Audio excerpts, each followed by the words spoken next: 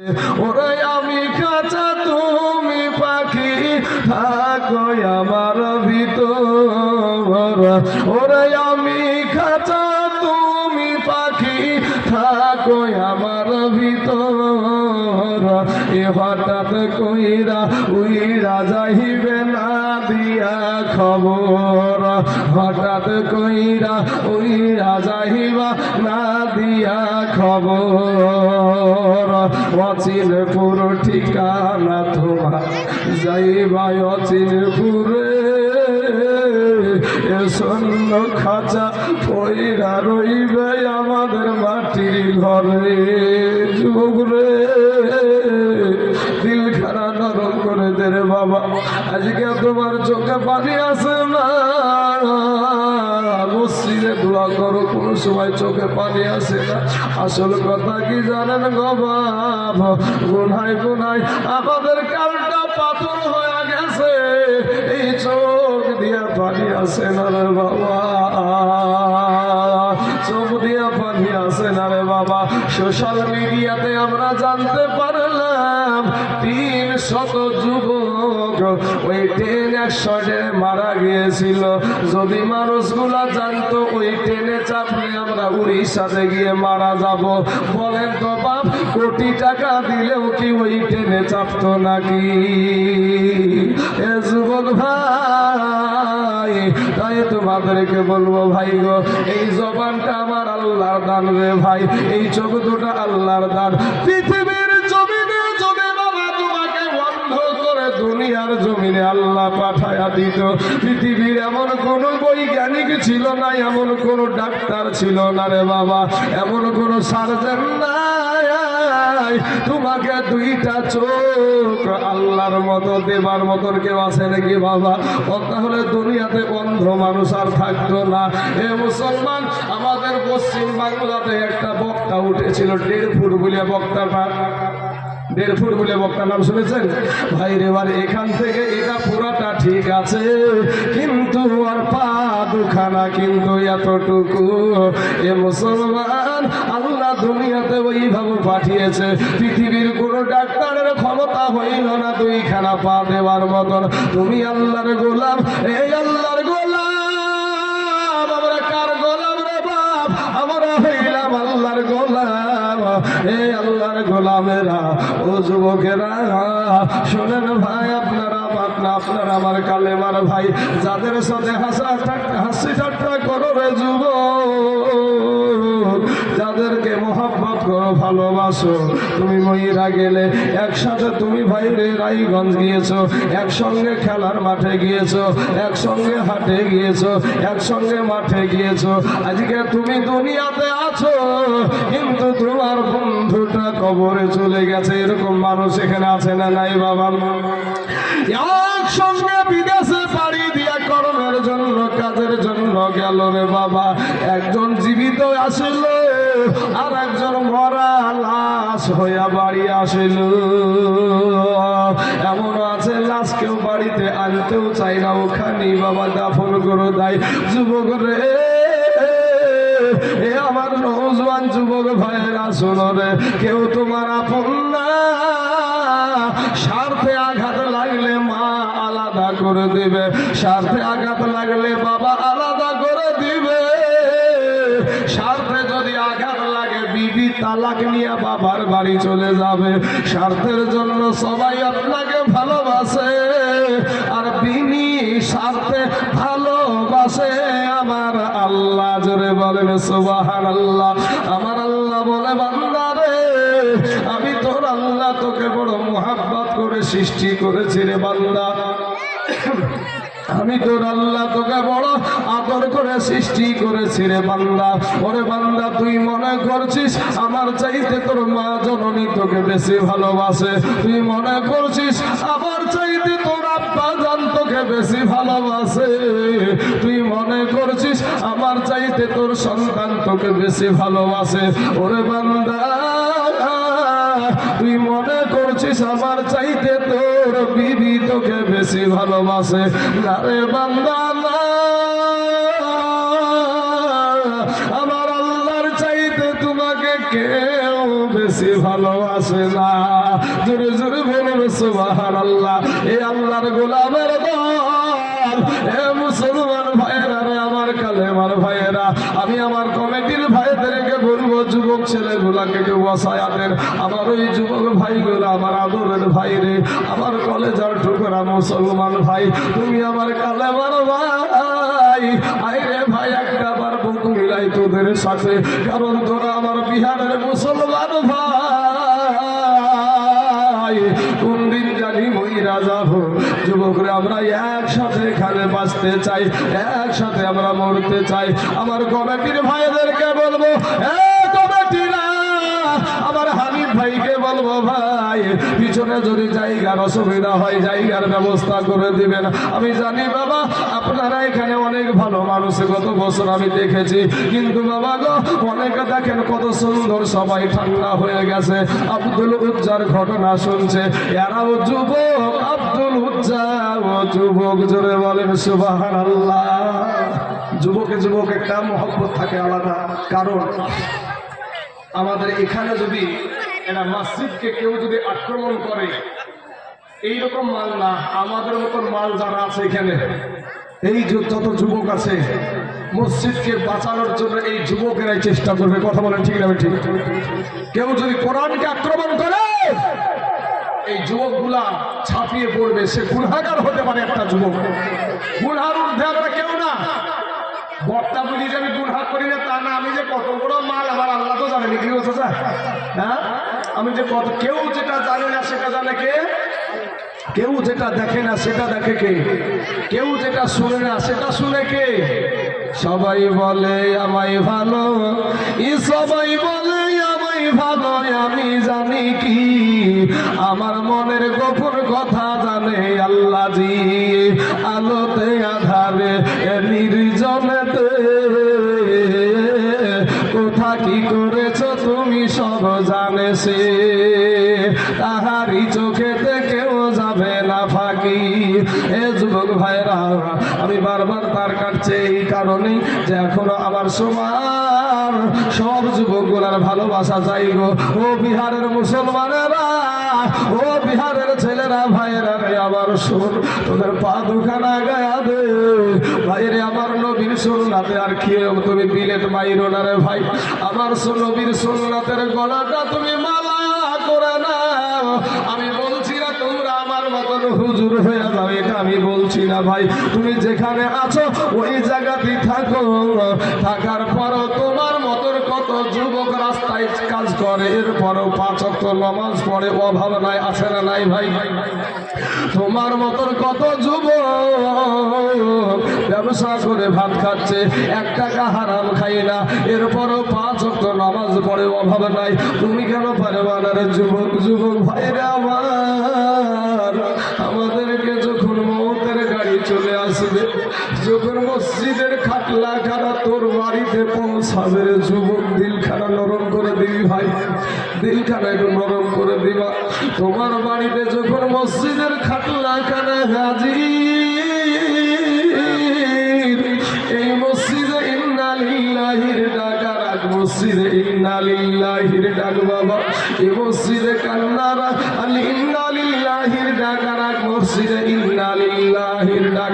বাড়িতে কান্নার আওয়াজ, খাটলা খানা বাড়িতে চলে আসলো। এ মুসলমান, সাথে সাথে তোমার জন্য কোন দোকানে জানি কাপড় খানা অপেক্ষা করছে রে ভাই। আজকাল তুমি এখান থেকে বাড়ি ফিরবা কোনো গ্যারেন্টি নাই রে ভাই। রাতের বেলায় বাল্বের সুইচটা বন্ধ করে দিয়ে একটু কাল রাতে হাত লাগিয়ে অন্ধকারে একটু শুইয়া তুমি নিজে নিজে চিন্তা করবা, দুনিয়ার জমিনে ঘরটা তো এত অন্ধকার, কবর এই 3.5 হাত জায়গার মধ্যে আমাকে রেখা দিবে, কেমন করে থাকবো? একটা বার যদি বিবেক দিয়া চিন্তা করো রে যুবক, তোমার আল্লাহর কথা মনে হয়ে যাবে, কবরের কথা স্মরণ হবে। গুনাহ নিয়ে কবরে যায় না রে যুবক ভাই, গুনাহ নিয়ে কবরে যাস না রে যুবক। ফিরাইয়া তওবা করে আমার আল্লাহর কাছে ক্ষমা চাও। আমার আল্লাহ তোমার জীবনের গুনাহকে মাফ করে দিবে। জোরে বলেন সুবহানাল্লাহ। এ মুসলমান যুবক ভাইয়েরা রে আমার, আব্দুল উজ্জার ঘটনা বলছি বাবা। আব্দুল উজ্জা লুঙ্গিতে হাত দিয়ে বলছেন, চাচা গো খুইলা দিলাম লুঙ্গি আর ঈমান বানাইলাম সঙ্গী। জোরে জোরে বলুন সুবহানাল্লাহ। উলঙ্গা অবস্থায় বাবা ঈমানের জন্য, আমার নবীর জন্য রে বাবা, আমার নবীকে কত তারা ভালোবাসত। এবার কোথায় যাবে? আসলে তো নিজের মা নাই, নিজের বাবাও নাই। টুক টুক টুক টুক টুক টুক টুক টুক করে বাবা ওই মা জননী সতার মায়ের কাছে গেটে গিয়া হাজির হলো। ডাক দেয় মা,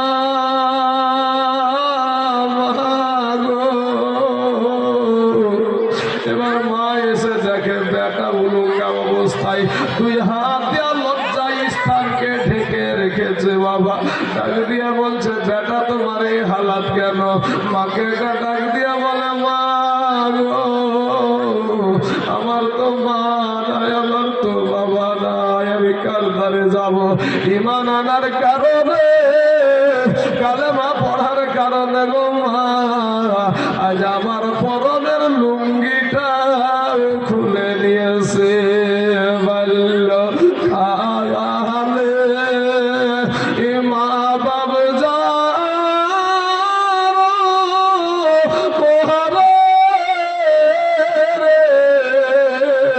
তাহার মতো দুঃখী নাই রে জগতে। বলল কালে মা বাপ যা মহারে রে তাহার মতো দুঃখী নাই রে জগতে। মা জননীর কাছে বিনয়া বিনয়া বলছে, মা গো একটা কিচ্ছু চাই না গো মা, একটা কাপড় দাও। আমি ওই কাপড়টা আমার পোশাকে, আমার পরনে পোশাক বানিয়ে আমি আমার দয়ার নবীর কাছে যাইতে চাই। জোরে বলেন সুবহানাল্লাহ। একটা কম্বলকে বাবা দুই ভাগ করে অর্ধেক আপনার আব্দুল উজ্জাকে দিলাম, অর্ধেকটা কাছে রেখে দিল। দুই দিক থেকে পেঁচাতে গিয়ে বাবা কোনো রকম ভাবে পেঁচানো হয়, কিন্তু পুরোটা ঢাকছে না। পুরোর একটা জায়গা আপনার খালি থেকে যাচ্ছে। দুইটাকে এইভাবে জোড়া করে ধরে, পেটে খাবার ছিল না রে যুবক ভাই, পেটে খাবার ছিল না, পানিও ছিল না। মক্কা থেকে আমার নবীর প্রেমে মদিনা চলে গিয়েছিল। জোরে বলেন সুবহানাল্লাহ। মদিনার জমিনে মসজিদের একটা কিনারাতে বাবা, মসজিদের একটা কিনারা ধরে পাগলের মতো দাঁড়ায় আছে আমার আল্লাহর গোলাম। আমার নবীর নজর চলে গেল। আমার নবী বাবা রহমাতাল লিল আলামিন, আমার নূর নবী বাপ টুক টুক টুক টুক করে গিয়া, আমার দয়ার নবী টুক টুক টুক টুক করে গিয়া বলে, বাবা তোমার এই হালাত কেন? আব্দুল উজ্জা যুবক ছেলে বাবা, দুই চোখ দিয়ে আমার ধর্মের পানি ঝরছে আর বলছে, ইয়া রাসূলুল্লাহ, ইয়া হাবিবাল্লাহ, নবী ও গো নবীজি, ঈমান আনার কারণে, কালেমা পড়ার কারণে গো নবী আমার পরনের লুঙ্গিটা আমাকে দেয় নাই। আমার নবী গো, ও নবী, আমার ভিতরকার যত দুঃখ ছিল আপনাকে দেখা মাত্র সব কষ্ট আমার নিবারণ হয়ে গেছে। জোরে বলেন সুবহানাল্লাহ। এ যুবক ভাই, আব্দুল উজ্জা একদিন তোমার মতন যুবক, ও যুবক রে, আজকে তুমি নামাজ জানো না রে ভাই, আজকে তুমি কালেমা জানো না, আজকে তুমি ভাইরে দোয়া সানা জানো তো, আত্তাহিয়াত জানো না, আত্তাহিয়াত জানো তো, দোয়া মাসুরা জানো না, দোয়া মাসুরা জানো তো, দুরুদ শরীফ জানো না, দুরুদ শরীফ জানো তো, দোয়া কুনুত জানো না।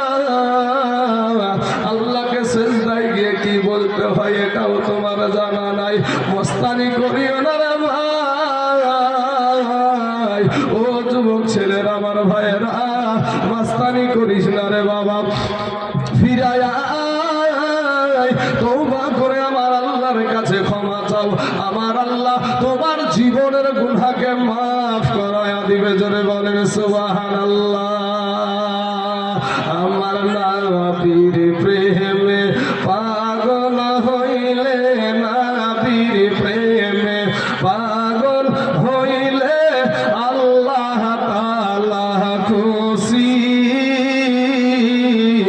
নবীর দারুন বড় দিবানিসি। জোরে বলে সুবহানাল্লাহ। এ যুবকেরা ভাই, মুসলমানের মতন আওয়াজ দিয়ে জোরে বলে সুবহানাল্লাহ। আজকে বিহারের জমিনে একটা প্রমাণ দেখুন, আপনারা মুসলমান, আমিও মুসলমান।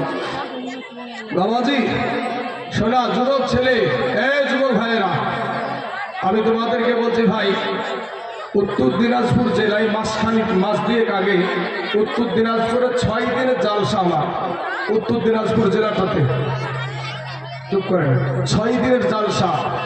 দেশের দিকে খবর নিয়ে দেখলাম, জালসার যে একটা গেট করা হয় না ভাই, রাস্তাতে গেট করা থাকে, দেখবেন মাঝখানে একটা নেম প্লেট লাগানো থাকে, ডিজিটাল নেম প্লেট। মানুষ বক্তাদের নাম উঠা যাতায়াত করে না, তো ওই রকম ভাবে আমার আল্লাহকে গালি দিয়েছিল বেলডাঙ্গাতে। বাবাজি 1.5 মাস 2 মাস আগেকার কথা বলছি। সেখানে আমার অনেক এরকম কালেমার ভাই, এরকম যুবক ছেলেদেরকে বাবা এমনভাবে আঘাত কষ্ট দিয়েছে, এমনভাবে কোপ মেরেছে, তাদের সেখানে বাবাজি নেটওয়ার্ক বন্ধ করে দেওয়া হলো, মুর্শিদাবাদের খবর যেন বাইরে না ছড়িয়ে পড়ে। আপনারা কতটুকু জানেন তা আমি জানি না। আমার বাড়ি মুর্শিদাবাদ, আমার দেশে, আমার ওই জেলাতে এই ঘটনাটা ঘটেছে। আজ থেকে 2 মাস আগে ওই নেম প্লেটে আল্লাহকে গালি দিয়েছে মা তুলে। যদিও আল্লাহর মা থেকে আল্লাহ পবিত্র, পাক পবিত্র, কিন্তু আল্লাহর শান যদি কেউ বাবাজি মুসলমানের সাথে, যদি মুসলমানের সামনে যদি আল্লাহ এবং আল্লাহর নবীকে কেউ গালি দেয়, সহ্য করবে ভাই? আমরা সহ্য করব? আমরা কেউ সহ্য করবো না। কিন্তু ভাই রে শোনা, তুমি আমার কালেমার ভাই, তোমার পা দুখানা আগায় দাও ভাই। আমি তোমাদের পায়ে হাত দিয়ে বলবো ভাই, মাস্তানি করিস না ভাই, টাকার বাহাদুরি করিও না। কোটি টাকার মালিক, তার যার যত টাকা আছে তার তত দুশ্মনও আছে। কথা বলে ঠিক না ভাই? ঠিক। হ্যাঁ, গত বছর একটা শের পড়েছিলাম, আপনাদের এখানে মনে আছে আমার কথাটা? কি শের? কিছু মানুষের যদি টাকা পয়সা বেশি হয়ে যায়, ওর কাছে বাবা যে গেলে, মাদ্রাসা মসজিদের জন্য, জলসার জন্য গেলে, দেখবেন ও তো এইসব জায়গাটা আসবে না। আর তাছাড়া বাবাজি যদি ওর কাছে যাওয়া যায় তো 14 রকমের কথা শোনাবে, দিয়ে গেছে। বুঝতে পারলেন না? আচ্ছা বলেন তো, আপনারা শুনেছেন যে সাদ্দাত বাদশাহ নিজে জান্নাত তৈরি করেছিল, শুনেননি চাচা? নিজে জান্নাত তৈরি করেছিল আল্লাহর সাথে টেক্কা দিয়ে। আমার আল্লাহ পাক ওর জান্নাতও কি দেখতে দেয়নি। কবি বলছেন, কোটি টাকার মালিক দেখো এ অভাব হয় না দূর, আর গরিব ঘুমায় আরাম করে মনটা বাহাদুর। ফেরাউনের লাশটা দেখো, ফেরাউনের লাশটা দেখো, মিশর জাদু ঘরে খাই না মাটি, পোকা মাছি সবাই ঘৃণা করে।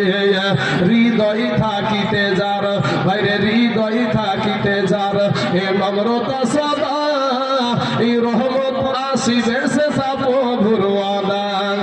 বড়র বড়াই থাকলে দিলে, এ বড়র বড়াই থাকলে দিলে, এ রহমত আসবে না। আর নিজেকে নিজে ছোট মনে করিও সদা। উঁচু জমিন থেকে পানি নিচু জমিনে যায়, তেমনি কইরা খোদার রহমত আসে নম্রতা হৃদয়। ভোগ বিলাসের বাড়ি গাড়ি ভাইরে, ভোগ বিলাসের বাড়ি গাড়ি, এ পড়ে রবে সব। থাকতে সময় স্মরণ করো আল্লাহ আমার রব। ও যুবক ভাইয়ের আমার সোনা মানিকেরা, এরে আমার আল্লাহর গোলামের দল, ফিরে এসো বাবা। ওই আব্দুল উজ্জাকে আমার নবীজির সহবতে পাওয়ার পরে নবী আমার ডাক দিলেন, তোমরা কে আছো গো, একটা লুঙ্গি দিতে পারো? সাথে সাথে সাহাবারা লুঙ্গি দিয়ে দিল। এটাই হলো মুসলমানের আদর্শ। এ তোমরা কেউ আছো গো? আমার আব্দুল্লাহ মক্কা থেকে মদিনাতে এসেছে, তার পেটে খাবার নাই, দুটো খাবারের ব্যবস্থা হবে নাকি? সাথে সাথে খাবারের ব্যবস্থা হয়ে গেল। এই আব্দুল্লাহ যখন ভাই কোরআন তেলাওয়াত করতো বাবারে, এই আব্দুল উজ্জা প্রথমে নাম ছিল, কিন্তু আমার নবী বললেন, আব্দুল উজ্জা গো, আজকে থেকে তোমার নাম আব্দুল আব্দুল উজ্জা না, আজকে থেকে তোমার নাম হলো আব্দুল্লাহ। জোরে বলেন সুবহানাল্লাহ। আমার আল্লাহ পাকের নবী বললেন, আব্দুল্লাহ জুলবাজাদাইর শোনো গো, আজকে তুমি থেকে ইমানদার হয়ে গেলে এ মুসলমান। আমার নবী দয়ার নবী চেহারা মুবারক দেখলে যাদের খিদা নিবারণ হয়ে যেত, মা আয়েশা সিদ্দিকা রাদিয়াল্লাহু তাআলা আনহা উনি বলছেন, ইউসুফ নবীকে দেখে ভাইরে 40 জন নারী, 40 জন নারী ভাই যুবক ইউসুফ নবীর চেহারা খানা দেখে 40 জন নারী বাবা হাতে দিয়েছিল একটা করে আপেল আর একটা করে চাকু। ওই চাকু দিয়ে বলেছিল, যখন আমি কাটতে বলবো তোমরা কাটবে। এ বাবাজি, একটা ঝলক শুধু আপনার ইউসুফ নবীকে মারতে বলা হয়েছিল, একটা পাক আপনার ঘুরতে বলা হয়েছিল, আর এই দিকে এদেরকে অর্ডার করলো তোমরা চাকু চালাও, ছুরি চালাও, আপেল কাটো, খাও। কিন্তু বাবা গো, ইউসুফ নবীর চেহারা দেখে আপেল কাটা তো বাবা দূরের কথা, আপেল কেটে বাবা হাত কেটে জমিনে পড়ে গেছে, টের পাই নাই। জোরে বলেন সুবহানাল্লাহ।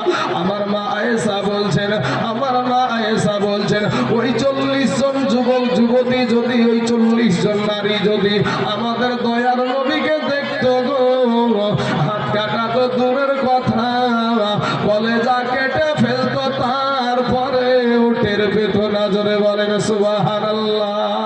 এ মুসলমান দরদি আমার ভাই জানেরা, এমন সময় বাবা আব্দুল উজ্জা ইমান তাজা গো, তিনি আল্লাহর কালাম জোরে জোরে জোরে জোরে পড়ে।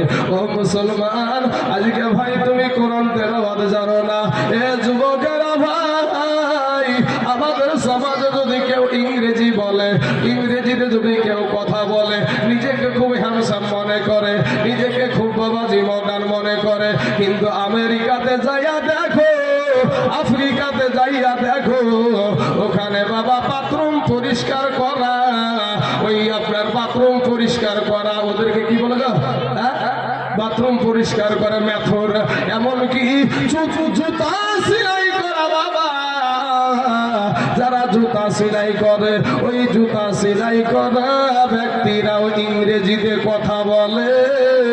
কিন্তু মুসলমান যুবক রে, তোমার বাবা মুসলমান, মা মুসলমান, তুমি কোরআন জানো না, আর কোরআন আলাদেরকে তুমি টিটকারি মারো, অথচ এই মোল্লাহারা ছাড়া তোমায় কবর দিবে না, এই মোল্লাহারা ছাড়া তোকে দাফন করবে না, এই মোল্লাহারা না থাকলে তোর জানাজা কেউ পড়াবে না, এই মোল্লাহারা ছাড়া তোকে কবর দিবে না, এই মোল্লাহারা ছাড়া তোকে দাফন করবে না।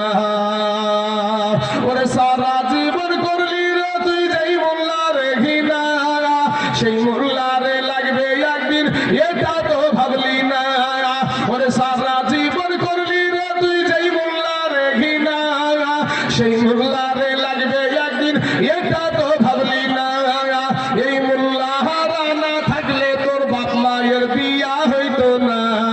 ঠিক না? ঠিক ভাই, আমার বাবা মার বিয়ে তো নিশ্চয় কোনো না কোনো মৌলবি পড়াচ্ছে নাকি ভাই?